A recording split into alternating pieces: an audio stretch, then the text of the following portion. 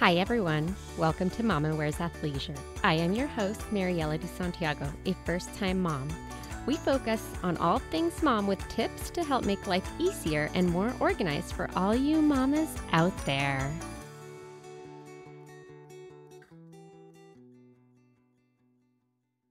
Welcome, everyone. Today we have Rachel from the Parent Pad. My name's Rachel. I am a registered nurse, and my background within that is labor and delivery, postpartum, nursery, so breastfeeding support in the hospital. I'm a lactation consultant as well, so I've done some courses outside of the hospital. And then I just had my first baby girl in April of 2022. So you mentioned that you're a lactation consultant, which is why I wanted to have you on here, because I feel like breastfeeding is such a huge topic and we get very little exposure to it when we're in the hospital. We do have somebody come and visit us and kind of help guide us, tell us how to breastfeed. And I know it's not always possible for all moms to do it, but I was hoping you to be able to start off with just giving us a little bit about what the minimum recommendations are for somebody to breastfeed and what the longer current suggestions are for breastfeeding. Yeah, definitely. So I also wanted to preface with, I kind of came in with this background of being a nurse and then started my business, the Parent Pad. And the reason I started it is because a lot of this was lacking. And we kind of depend on our hospital staff to tell us everything we need to know. And in reality, there's just so much. Within breastfeeding, I always like to say that any amount of breast milk is great. Breast milk is amazing. So even if you're mixing it in something, the amount of time that you can do it is the best. Any amount is best for a baby. But the American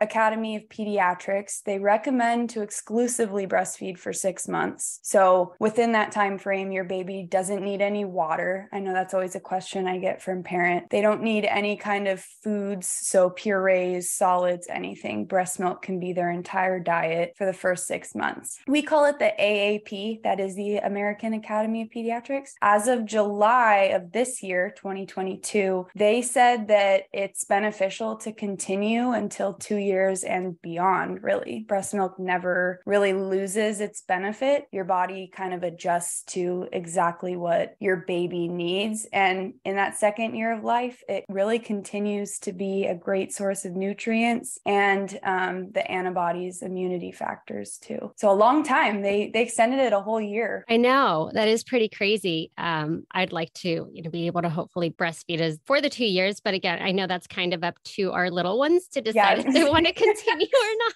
Yeah, they definitely make it known, don't they? Yeah, I'm very fortunate that mine likes to eat anything and everything. So yeah, I'm with you on that as well. I'm pretty lucky in that she does like her breast milk though. She was not a bottle baby, so like so many bottle refusals, etc. So she definitely likes the boob, and then she likes her food.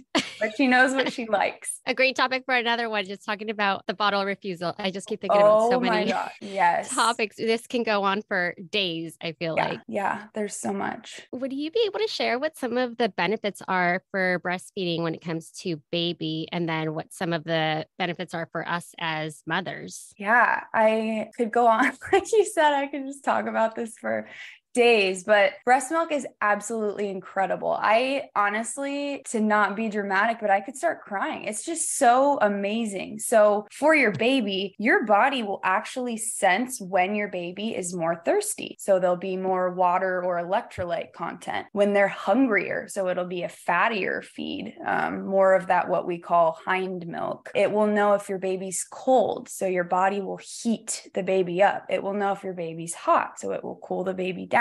It adjusts like crazy. And we always want to know how many physical ounces does my baby need. In reality, because the composition is changing so much, it doesn't matter if your baby's 8 months old. It doesn't mean they need 7 ounces like formula would, if that makes sense. The fattier content will change based on what they need at a certain age. We haven't even really begun to study everything that it can do. But one of the major things that you can never replicate is the antibodies. So you pass those to your baby. And the way that I always explain it to people is they pass through the milk and they kind of sit in the baby's mouth and they fight anything that could go in. So it just goes into their digestive system and then they poop it out. They don't get those foreign viruses and bacteria into their body. And then with that, you're going to have, they say, so statistically, if you breastfeed a baby younger than a year for 4 months exclusively, there will be less hospitalizations for lower respiratory tract infections. So think like RSV, like what's going on around right now. It lowers your baby's risk for that. It lowers their risk for SIDS, sudden infant death syndrome. And typically that I always explain as they're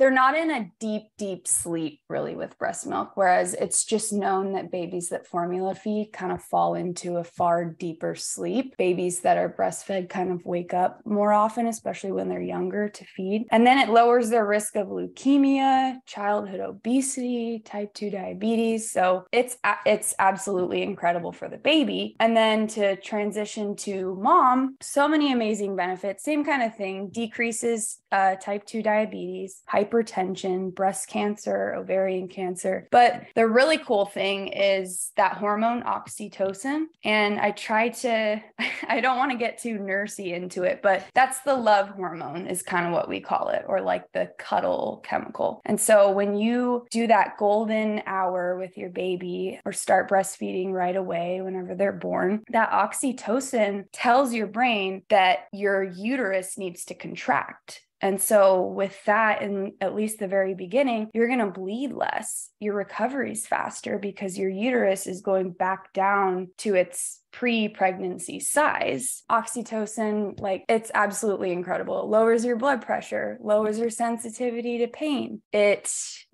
bonds you too. So the baby also releases oxytocin, especially when you're skin to skin. And that's that bonding hormone. That's why you just feel this like sense of connection to them. And, all of that saying breastfeeding is extremely hard, especially in the beginning, but that just happy feeling, kind of feeling them against you, that's that hormone. And so that scientists have linked that to enhanced nurturing behavior in the mom, more eye contact, affectionate language. So it really helps you in that early postpartum period bond with your baby really well. Oh, that's great. So and lots of the cuddles are always so amazing. They're so great. I just you're going through your head, like, I need to be doing this, and this, but no, this is what I need to be doing. I need to be right here with this baby on me. I really like that you mentioned that it is hard. It's such a difficult job. You're sitting in a chair or wherever it is that you're breastfeeding, and it takes so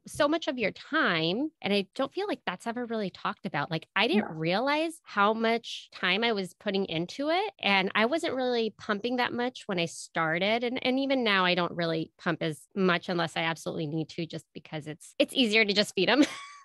So is. Yeah. And I always say that too. Pumping is breastfeeding. I've heard that not mentioned enough. That's absolutely breastfeeding. There's people that say, no, that's not. It's a full-time job. It's like the equivalent of a 40-hour work week job. So the breastfeeding, pumping, cleaning, all of that. You're right. It really isn't talked about how much, and you're starving. Unless you have food right there, you're starving. And then, not even talking about another child being present, maybe. You can't always just sit there and, feed your baby on the couch or whatever it may be if you have a toddler running around. So I always like to talk to people about ways to feed baby in a carrier or find ways to kind of still be able to move around while doing that. It can be beneficial if you can't sit down for however many hours a day. I have the wireless pumps, and at first I was using, the pumps that my insurance gave me, which was the one that you plug into a wall, and I just couldn't handle it. And I think that made it so much harder for me to sit and pump, because I just thought about all the things that I could do with my time. So I invested in the wireless pumps, and that way I could unload the dishwasher,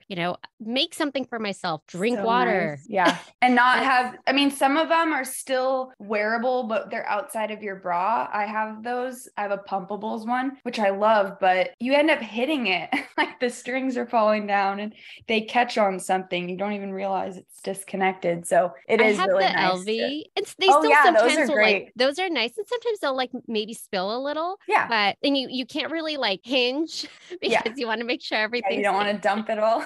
Yes. So, you still have to think about like what you can and can't do. But I just felt like I could actually do something with my time Yeah. while I was able to pump and relieve myself, like, because sometimes if your baby doesn't want to feed and you're either engorged or your baby is sleeping through the night and you still need to pump, there's all of these things, which then leads me to my next question. Going into the clogged milk duct, which I've had a number of times, mastitis, which luckily I have not had. Me neither. I didn't know anything about this until I had a clogged milk duct and I just started Googling and I was like, oh my gosh, what's going on with me? Am I having some sort of like a weird disorder I didn't know about? Yeah. No, seriously, that was actually, and I didn't preface this in the beginning, but another reason for starting my business was it's great we have the internet, but there's so much information out there and you hear so many different things and explanations about things that it's like, who can I believe? What's actually the right answer, or where can I get condensed information about, this, and this. So that was another thing that we just didn't have time to educate people on in the hospital. And it's so common. So a clogged milk duct is just an obstruction of milk flow, and it's in a certain portion of your breast. I don't know if this has happened for you, but mine are like always near my chest wall, kind of like in the bottom area. They're always sort of in the same spot, kind of like down below, but you'll feel it. It'll be a hard lump that's semi-tender. It can get a little bit red if you look at the skin where it's happening. That is a clogged milk duct, and there's no sign of infection with this. It will typically go away once that milk is removed, but it can be a precursor for that mastitis. So the difference is the clogged milk duct, it's clogged, it's an obstruction of milk, and it happens typically from getting engorged, not feeding the baby, going long spurts of time without emptying your breast. Or this has happened to me if you wear a tight fitting bra, like an underwire bra, that can kind of cause them as well. Mastitis, people just think of it as an infection, but it's actually just inflammation of the breast tissue. So this happens when you have that engorgement, buildup of milk. It doesn't get undrained. Think of like a swollen breast. And then the infection typically comes from a cracked nipple and bacteria gets into your breast. That will be red. You'll then have a fever. You'll kind of have body aches, headaches, flu-like symptoms. You still want to feed and pump from those sides that's happening on. It's not like when you have mastitis, you can't feed your baby. That milk is totally fine. It doesn't harm the baby. But yeah, it can be painful. It can both go away on their own. I can get into that later. It can be super painful. The not fun part about breastfeeding. The first time I had one, I just remember the pain and Googling anything and everything that would help alleviate. I did invest in one of those like massagers that vibrates and has a little bit of heat. Those are great. I used that in the shower. I also got in the hot tub and just put my boob on the jet. That's a great idea. I haven't heard of that. I like that. And then I used a lot of lotion to just massage because I felt like that made it easier. I kind of say it this way, whether you have a sore breast, blocked duct, breast infection, whatever it may be, you have to nurse or pump frequently. You need to rest and you want to apply heat to that area. You want that milk to flow out. So we think about moist heat is typically what we call it, which the jacuzzi, a shower. A lot of people do a haka with Epsom salt and kind of soak their breast in that. I just find getting in a shower or hot tub is easier because it can hit your whole breast. My clogged ducts weren't always near my areola or the end of my breast. They were like more so near my ribs and my chest. So made it easier to massage it out. But yeah, for clogged ducts, warm hand expression, if you know how to do that, or you can heat before nursing and then put the baby on and kind of massage as as they're sucking the milk out. You kind of just have to ride it out until it comes out on their own. If the clog doesn't come out in 72 hours, that's like the time frame we give people, then we want to reach out to our healthcare provider. That's kind of the time frame of, okay, we've tried all these things and now we're getting into a zone of we might be getting mastitis and infection. You just want to reach out and see if there's something that they can do to help you, or you need to go in and be seen. There's all kinds of reasons too that a clogged duct can happen. And so meeting with a lactation consultant or seeing a professional can help you kind of divulge why it's happening if it's frequent. So I always tell people to try to connect with a medical professional, lactation consultant, whoever it may be that can help you. And then for mastitis, I kind of said it's the same thing. You want to rest, feed the baby, pump if you're not able to get baby on there. And then if those symptoms don't go away in 24 hours, so your red breast, or if you get a fever, you do want to reach out to your provider because, that infection might spread if there's some sort of bacteria or virus in there. The fever is a good indication of something else going on. See, I didn't know that about waiting 72 hours. Like if you have a clogged milk duct more than 72 hours to reach out. Yeah, I have all my little textbooks in here, and my lactation one, that's kind of from a professional standpoint, that's what we tell people is about 72 hours to reach out. If you've been trying, the heat and massaging and feeding and it's still not going away. And the pumping. Oh, the pumping. Yeah. And I mean, so like talking about prevention for these things, you still have to feed. And so say we always like to get to the root cause. And with breastfeeding, I like to preface this. It's not easy. Sometimes your baby doesn't latch well. Sometimes you're dealing with a tongue tie, a lip tie. Sometimes you're dealing with tummy issues or gas or diet changes. And so if you're frequently having cracked nipples and bleeding during the feed, that means your baby is not latched properly. And we want to be able to help you get to the root of what's going on. I've heard it mentioned in the hospital, it's normal to have pain. No, it's really not. I don't know why that became a statement that was so across the board. It's normal for you to be in pain when you're feeding your baby 8 to 12 times a day. It's like, it's not normal. And that also doesn't make it sound, it wouldn't make me want to continue to breastfeed if I'm constantly in pain. Absolutely. And it's like kind of gives this feeling of we're not going to help you, so just figure it out. And that's not how it's supposed to be. It's women need more support across the board, but especially with this, that let's figure it out together what is going on, because you absolutely should not be in pain during this process. And if you are, let's figure out why. If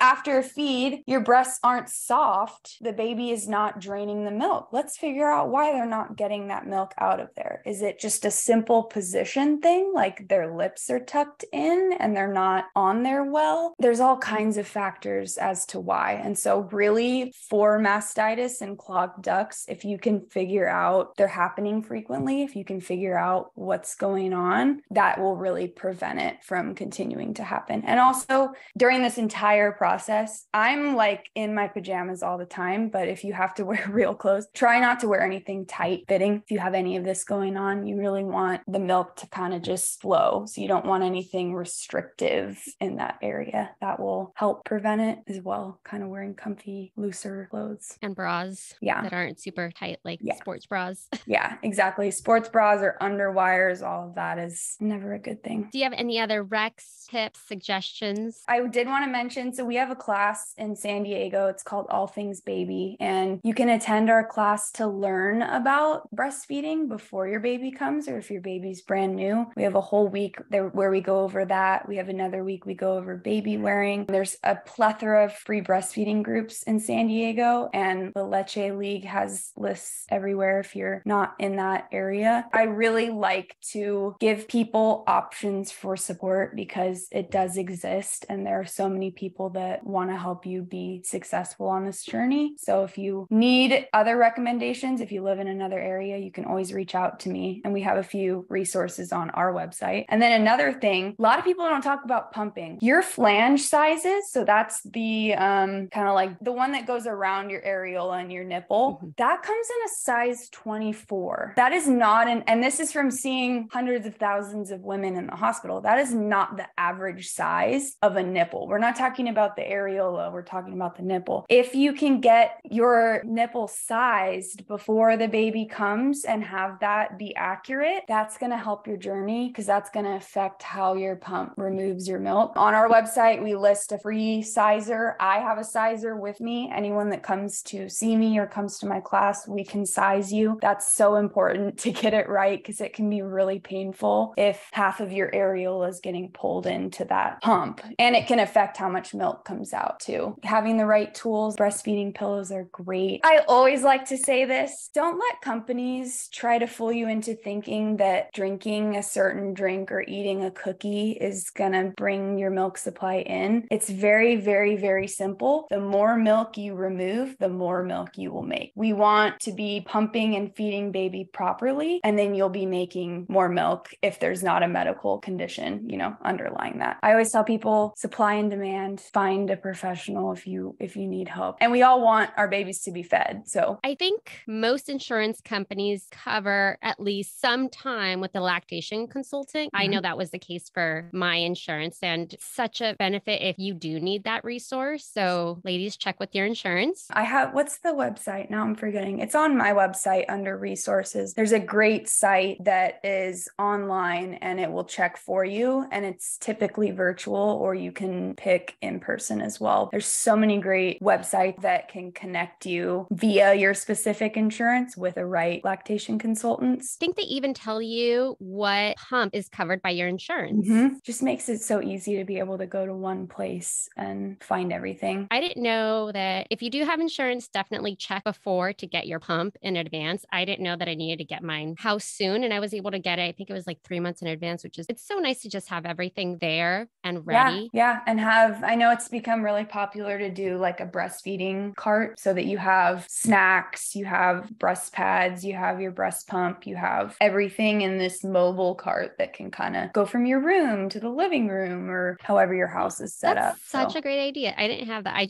I invested in a really comfortable rocking chair and recliner. That's what I did too. So I just have kind of my little setup in his nursery. Yeah, that's a great investment. It's definitely, I think, really important to be comfortable so that you are able to continue and can pump if you do have to sit next to a wall and be attached. I love your class. The fact that you have something to provide before a baby. It has been, if I'll be honest with you, it has been difficult to reach that audience, because I wasn't worried about it before I had a baby. I didn't really explain why I started my business, but I went in with all this medical experience, newborns I know like back of my hand, and I was like, I'm fine. And then day 3 postpartum, I was like, what am I doing? I don't know anything. I know the first 2 days, and I felt really alone. And I know not everybody feels that way. Some people have good friends and good support group. I didn't have that. I was like, okay, we need an in-person community support for people. You can come and learn each topic of the week, but then after that, we get to talk and we go, what are you struggling? I'm really struggling with this. And then someone goes, I am too. Oh my gosh. And you don't feel as alone, or like you're the only one in the world who has a baby that wakes up 7 times through the night. It's just nice to have that solidarity. And just the confidence that when your baby arrives, or even if they're 3 weeks old, that you know what to do in certain scenarios. At the end of the day, we all just want to be confident in the basics, be able to care for a human. It's nice to have a place to gather. It is. I think it's so necessary for new moms. I don't know how I would have survived without being able to message other new moms. I was able to meet a couple through that app called the Peanut app. I love that app. I made a couple new friends. It's so helpful to just have other new moms that you can message and share information with. Because you're really not alone. Once I do connect with people and other moms in the same spot as me, just hearing one comment, it's like, yeah, I got up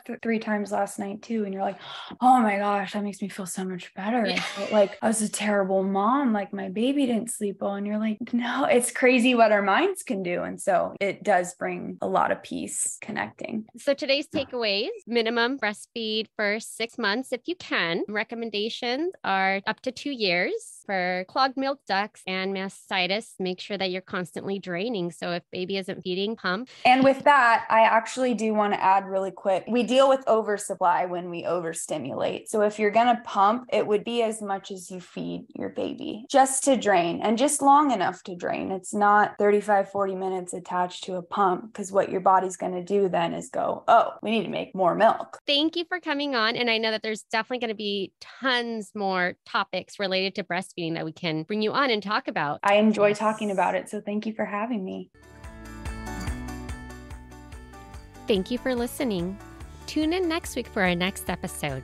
You can find us on Instagram for more updates and tips. Be sure to subscribe wherever you listen to your podcasts and give us a review if you like us.